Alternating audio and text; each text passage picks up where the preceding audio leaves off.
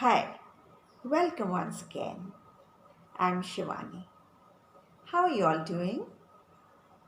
Fine, that's great. You all enjoy your English lessons, don't you? Your English lessons aren't very difficult, are they? You all must be wondering why I'm asking you all these questions. Well, I want to confirm whether you are finding your English lessons easy, you're enjoying your English lessons or not. Let's come to the point. Today's topic is about question tags. What are question tags? Well, they are questions, but a little different, not the usual ones. To understand them, let's get back to the two questions that I asked you in the beginning. I asked you, you all enjoy your English lessons, don't you? English lessons aren't very difficult, are they? Now, these questions are not the usual questions. I could have asked you, do you all enjoy your English lessons? Are the English lessons difficult?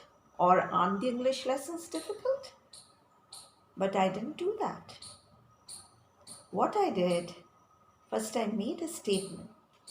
I said, you all enjoy your English lessons. Then I added a small question to it.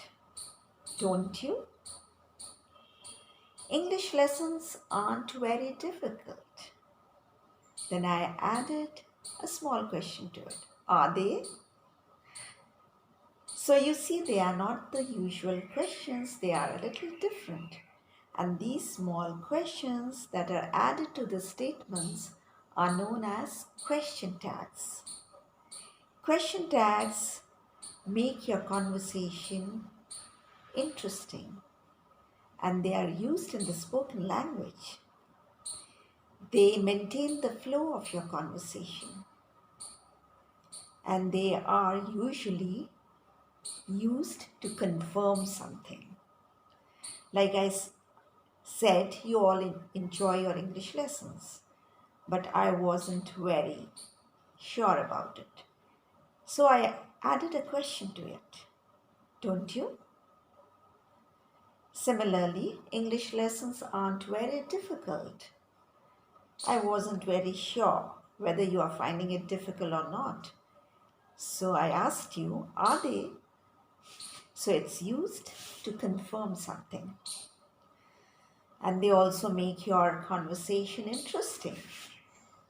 The native speakers use question tags very frequently. There are a few rules that you have to follow. I'm going to discuss those rules. And the best part is they are very simple. So don't go away. Watch the video till the end. The first rule. Let's take some examples. She is a very good cook, isn't she? Now look at the statement, she is a very good cook. It's a positive statement. And the question tag is negative. Isn't she? Is not. Isn't. Isn't is the contraction of is not. So when the statement is positive, the tag is negative. She can't speak English fluently, can she? She can't speak English fluently, that's a negative statement. Can she? That's a positive tag. So when the statement is negative, the tag is always positive.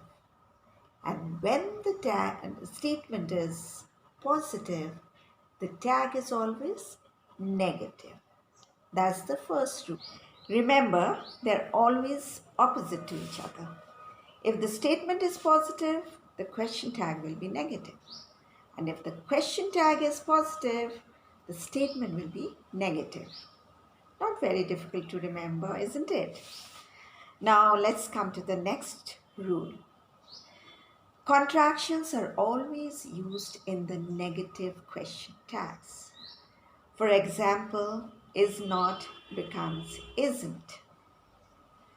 Are not becomes aren't. It's not aren't, it's aren't. Will not becomes won't. Will not is won't. Shall not is shan't. Have not is haven't. Does not, doesn't. Did not, didn't. And what about am not? Amn't. No, there's nothing like amn't. Am not becomes aren't. Please remember, am not becomes aren't. And so on. There's another thing to remember. We put a comma where the statement ends and the question tag begins. A comma is put after the statement and before the question tag. Please remember that. Now we come to the next rule. The question tags begin with an auxiliary. If the question tag is a positive one, then the auxiliary is followed by the subject. And if the question tag is negative, then the auxiliary is followed by the word not, which is again followed by the subject. Let's check a few examples. He is preparing for his exams, isn't he? He is preparing for his exams, isn't he? Now this is a negative question tag. So we have an auxiliary is followed by the word not, which is followed by the subject he. And if it is like this, he isn't preparing for the exam, is he? He isn't preparing for his exams, is he? Now the question tag is a positive one. So it begins with an auxiliary which is followed by the subject. The auxiliary is and the subject is he. It wasn't raining last night, was it? It wasn't raining last night, was it? The question tag is positive. The auxiliary was is followed by the subject it. It was raining last night, wasn't it? It was raining last night, wasn't it? Now the question tag is negative. The auxiliary was is followed by the word not, which is followed by the subject it. Sometimes the auxiliaries function as the main verb in a sentence. Then that is used to form the question tag. For example, Rita is a good basketball player. Isn't she? Rita is a good basketball player. Now, is the main verb over here. It is used to form the question tag. Isn't she? Rita isn't a good basketball player, is she?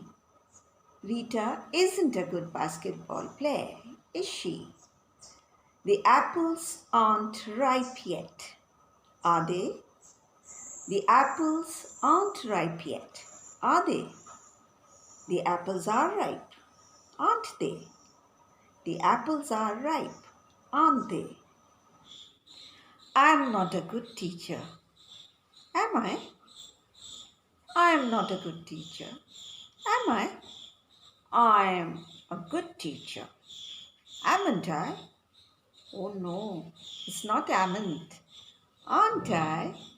I'm a good teacher. Aren't I?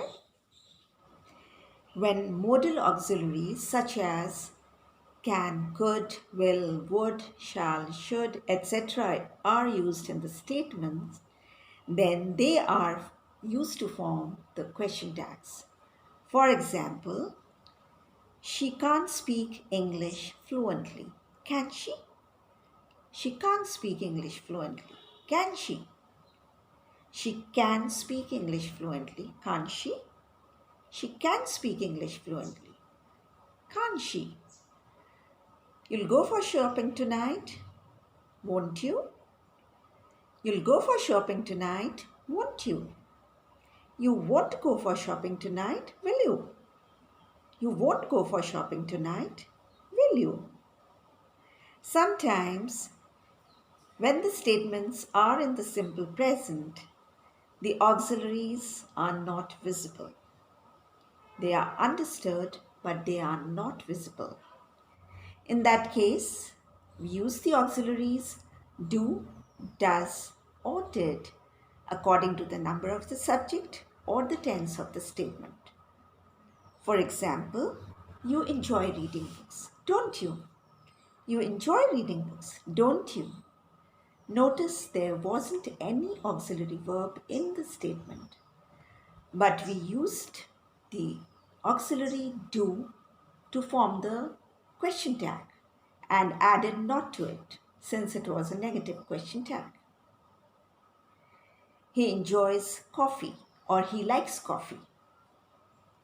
Doesn't he? He likes coffee. Doesn't he? Again, there wasn't any auxiliary in the statement, but we used the auxiliary does to form the question tag. She said something, didn't she? She said something, didn't she? Remember, the tense and the subject of the question tag should always agree with the tense and the subject of the statement. The tense and the subject of the question tag should always agree with the tense and the subject of the statement. Here's a worksheet for you. There are 10 statements. Try to form question tags for them. You'll find the answers in the description box. I'm busy now. I'm busy now. Dash. Sumit will go to Delhi tomorrow. Sumit will go to Delhi tomorrow. Dash. My sister sings well. Dash. You need to go to college tomorrow. She can drive a car. She can drive a car. I'm not busy now. I'm not busy now. She won't attend the party tonight. She won't attend the party tonight. My sister doesn't like pizza. My sister doesn't like pizza. Reena hasn't completed her project. Reena hasn't completed her project. They haven't been to the Taj yet. They haven't been to the Taj yet. That's all for today. I hope you enjoyed the lesson. Those who have still not subscribed, please subscribe to my channel and don't forget to press the bell icon. Share this video with your friends. I would love to read your comments. Send your suggestions. From today, you'll use question tags in your conversation, won't you? Bye-bye.